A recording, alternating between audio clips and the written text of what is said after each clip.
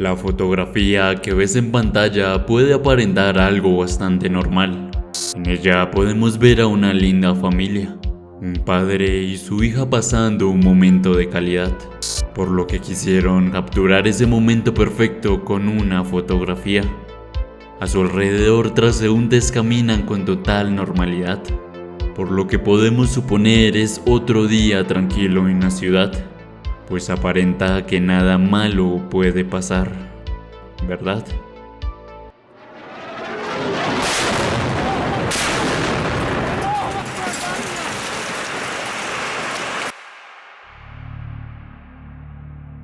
Minutos después de que fue tomada la fotografía, el 15 de agosto de 1998, un fatal atentado se llevó consigo a más de una decena de personas, luego de que un grupo paramilitar dejara cerca de 225 kilogramos de explosivos caseros en el centro de Omaha.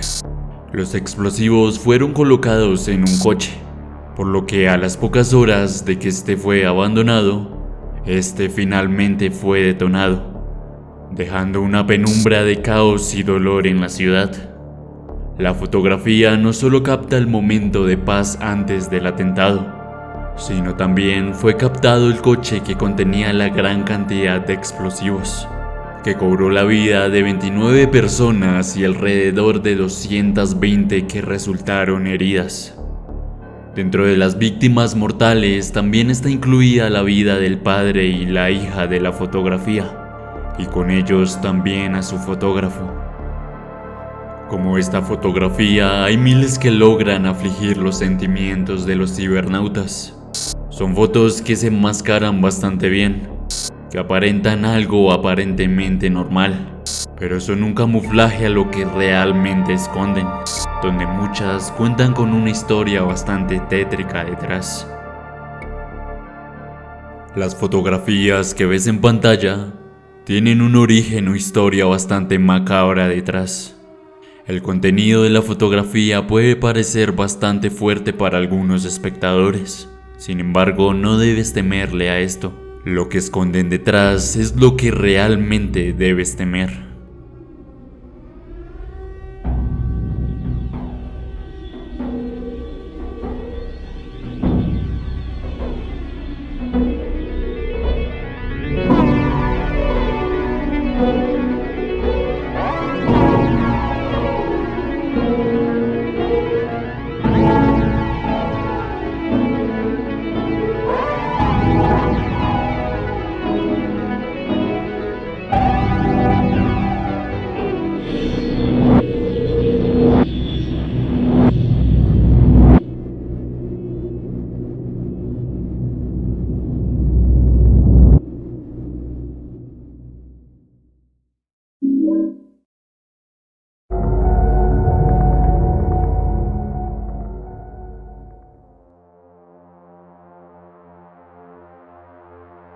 Durante el siglo XIX, la muerte era una presencia constante. Las enfermedades y la falta de avances médicos hacían que la mortalidad aumentara constantemente, en especial a los infantes y personas más jóvenes. La mortalidad infantil y las muertes prematuras eran bastante comunes en esa época. En este contexto nació una extraña práctica y una bastante perturbadora. Por lo que aparenta, no hay algo que destacar a primera vista de esta fotografía. Por lo que vemos, es un pequeño grupo familiar compuesto por un padre, una madre y una hija, juntos posando a lo que sería una fotografía bastante normal, una de las tantas fotografías familiares de la época. Sin embargo, la chica que aparece en esta fotografía está muerta. Este tipo de fotografía fue llamada fotografía post-mortem, una práctica bastante popular para las familias de la antigüedad, que recurrían a la fotografía para preservar la imagen de sus difuntos. Estos retratos no solo eran recuerdos, sino también un consuelo para los corazones afligidos. Solo algunos fotógrafos eran capaces de hacer esto, y los que lo hacían utilizaban técnicas para hacer que los muertos no parecieran muertos, siendo que la mayoría de estas fotografías escondieran detalles aún más inquietantes: ojos pintados, cuerpos apoyados con armazones ocultos, maquillaje, prótesis o pelucas, todo para lograr una ilusión de vida, una ilusión de un muerto revivido en vida. Aunque hoy en día esta práctica puede parecer macabra, debemos recordar que para aquellos que vivieron en esa época, era una forma de enfrentar la muerte y recordar a sus seres queridos. Pero la próxima vez que veas una de estas fotografías, quizás te detengas a pensar, ¿realmente está vivo o por lo contrario están muertos?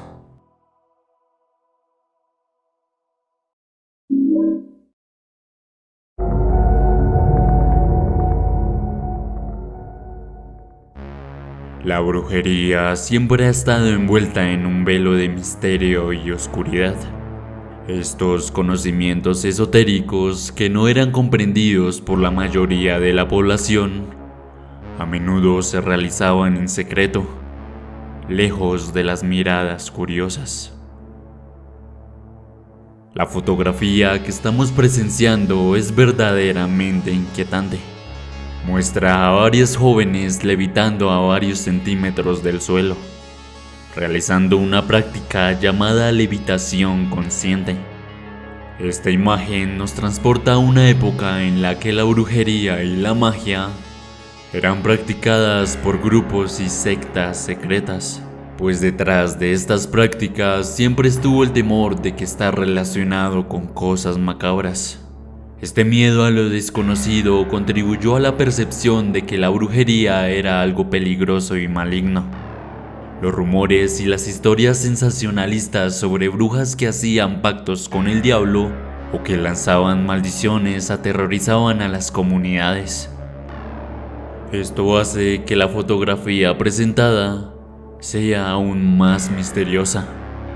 Para algunos escépticos puede ser alguna clase de fotomontaje. Aún así, para los que deciden creer, el origen de esta imagen recae en que el grupo de jóvenes que estamos presenciando hacían parte de una escuela de brujería de Nueva Orleans. Estas escuelas eran lugares donde se transmitían conocimientos ancestrales, por lo que sí existieron varias de ellas en esas épocas. Aún así, no se tiene más información acerca de esta fotografía. Su origen es un tema bastante fascinante y la veracidad algo misteriosa. La fotografía de la Escuela de Brujería de Nueva Orleans nos ofrece una ventana a un pasado misterioso, inquietante y oscuro. El hecho de presenciar una fotografía sobre prácticas esotéricas es algo de gran impacto, llenando de misterio a los más curiosos.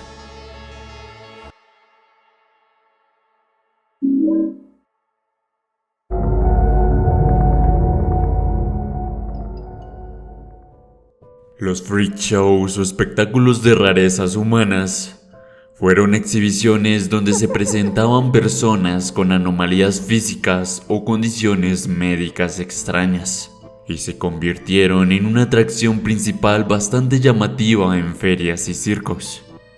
Parte de la atracción de ver estas exhibiciones residía en la fascinación por lo diferente y lo desconocido. Las exhibiciones permitían al público ver de cerca a personas con condiciones raras y diferentes, lo que despertaba tanto curiosidad como morbo. Además, estos espectáculos reforzaban y promovían aún más la burla y las críticas, categorizando a estas personas como seres anormales. La fotografía de una niña que presenta una condición médica bastante extraña fue una de las tantas fotografías freak shows que causó conmoción en el mundo. Conocida como la niña camello, ella fue Ella Harper, nacida en 1870 en el estado de Tennessee. Sus padres sabían desde su nacimiento que Ella sería diferente, pues pocos meses de su nacimiento empezó a presentar deformidades anormales en sus rodillas, enfermedad conocida como genu recurvatum. Ella Harper trató de hacer una vida normal durante toda su infancia, acudiendo a la escuela como el resto de sus hermanos. Al cumplir los 14 años, los padres de Ella recibieron una suculenta oferta por parte de un empresario de circo canadiense para que la joven formara parte del elenco de artistas del circo, por lo que sus padres accedieron. Ella Harper se convirtió en una de las estrellas de circo, cambiando su nombre por el nombre artístico de la chica camello y apareciendo como uno de los números estelares en los anuncios, artículos de prensa y carteles. Sin embargo, constantemente fue sometida a explotaciones y abusos por parte del elenco del circo y sus espectadores. Verás, usualmente los freaks o anormales a menudo eran tratados como objetos de curiosidad más que como seres humanos. Los espectáculos eran una ventana para ver a una enfermedad en movimiento, haciendo que muchos fueran explotados, abusados y constantemente sometidos a críticas y burlas. Este fue el estilo de vida por un tiempo de Ella Harper. Sin embargo, y luego de unos años, Ella abandonó esa vida e intentó hacer su familia, casándose e intentando varias veces tener hijos. Aún así fueron intentos fallidos, pues no pudo nunca tener hijos. Finalmente, a la edad de 52 años falleció por un cáncer de colon.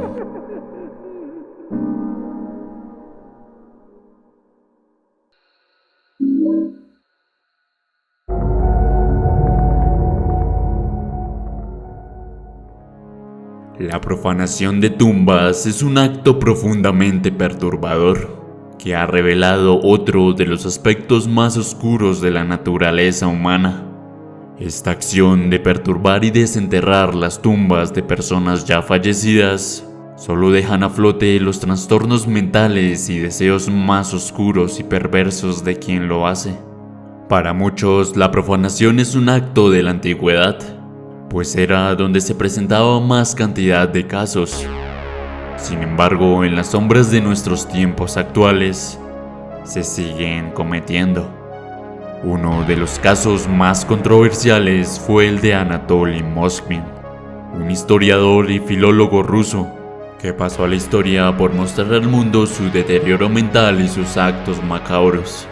La fotografía que estás presenciando, y por lo que parece una muñeca, en realidad no es una muñeca común y corriente.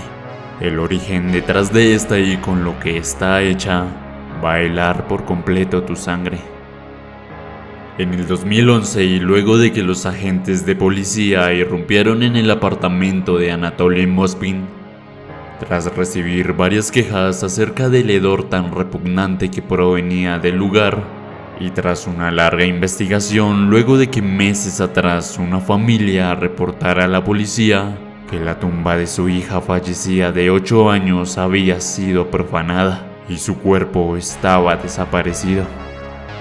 Esa tarde finalmente el misterio acabaría. La policía se llevó consigo una gran sorpresa, descubriendo así la gran colección de muñecas que Anatoly Moskvin poseía. La colección de muñecas de Anatoly Moskvin estaban hechas con más de 29 cadáveres de niñas muertas que el mismo Anatoly profanaba de los cementerios, por lo que él mismo las arreglaba, las embalsamaba y las colgaba en sus paredes como un adorno. Los rostros de los cadáveres los había tapado con máscaras de cera, con el fin de ocultar los restos óseos y putrefactos. También las maquillaba e introducía en su pecho una caja de música, a son de simular el sonido de un juguete. ¿Hasta qué punto la mente humana se puede corromper y ocasionar actos tan horrendos? Esa es la pregunta que nos deja Anatoly Moskvin, luego de declarar el verdadero trasfondo del por qué se había obsesionado con la muerte y los cuerpos putrefactos. Pues su deterioro mental comenzó cuando era un niño, luego de que lo obligaron a ir al funeral de una de las niñas que asistía en su propio instituto, donde le obligaron a besar repetidas veces la frente del cuerpo sin vida de la niña. Incluso la madre de la niña quiso casarlos, dándole un anillo de bodas y marcando hasta la muerte la obsesión que Anatoly poseía por los muertos.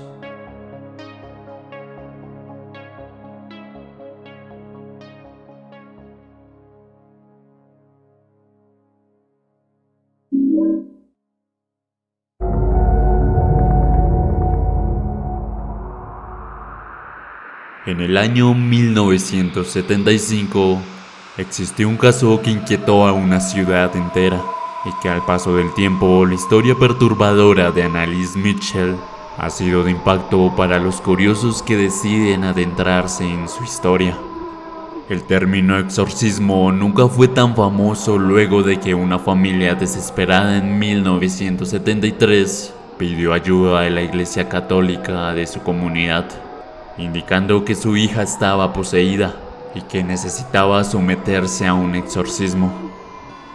Por lo que al principio la iglesia lo rechazó, pero tiempo después se dieron cuenta de que las cosas eran bastante serias.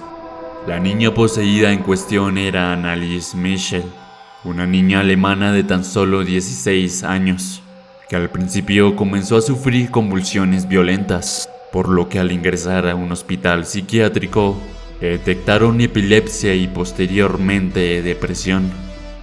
Sin embargo, sus tratamientos no dieron avance, obligando al hospital a abandonar su caso.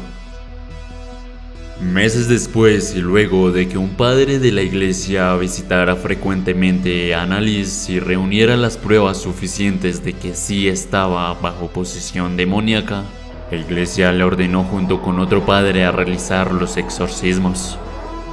Aún así, la oscuridad y la maldad que había poseído a Annalise Mitchell sobrepasaba y salía totalmente de las manos de cualquier padre o exorcista. Annalise Mitchell fue sometida a 11 meses de arduas sesiones de exorcismos. Durante las sesiones, Annalise manifestó estar poseída por más de 6 demonios diferentes: Lucifer, Caín, Judas Iscariote, Nerón, Hitler y un sacerdote corrupto del siglo XVI. En cada ritual, Annalise era encadenada a una silla, inmovilizada para evitar que se lastimara a sí misma o a los presentes. La intensidad de su sufrimiento era tal que perdió la capacidad de comer, beber y dormir de manera adecuada. Su cuerpo empezó a mostrar signos de un deterioro alarmante. A pesar de su estado deplorable y su avanzada desnutrición, la joven mostraba una fuerza sobrehumana durante su exorcismo, lo que requería que varios hombres la sujetaran, llegando incluso a romper sus ligamentos de las rodillas debido a 600 genuflexiones obsesivas que se realizó durante una sesión.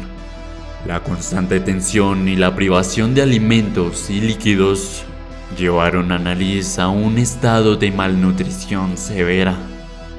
Además, desarrolló neumonía, lo que empeoró su ya frágil condición física. El último exorcismo tuvo lugar el 30 de junio de 1976. Para ese entonces, Annalise ya estaba en un estado deplorable. Su cuerpo, debilitado por la neumonía, la deshidratación y la malnutrición, ya no podía soportar más. Sus últimas palabras fueron una mezcla de temor y resignación. Madre, tengo miedo. Después de 11 meses y 67 sesiones de exorcismo, el cuerpo de Anneliese Mitchell finalmente no soportó más y falleció. Esta es una de las fotografías más inquietantes del exorcismo de Anneliese Mitchell. En ella vemos a una joven cuyo rostro refleja el tormento y la desesperación, reflejando el arduo proceso que tuvo que presenciar. Su cuerpo demacrado y corrompido demuestra al espectador que su caso paranormal fue uno de los más impactantes.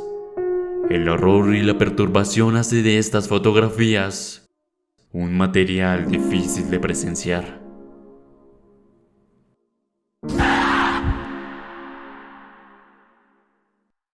Y bien, ahora que tienes la información necesaria, eres tú quien decidirá qué hacer con dicha información. Eres libre de hacer con ella lo que quieras. Compártela o relátala. Incluso puedes buscar más información. Así que utilízala bien. Buenas noches.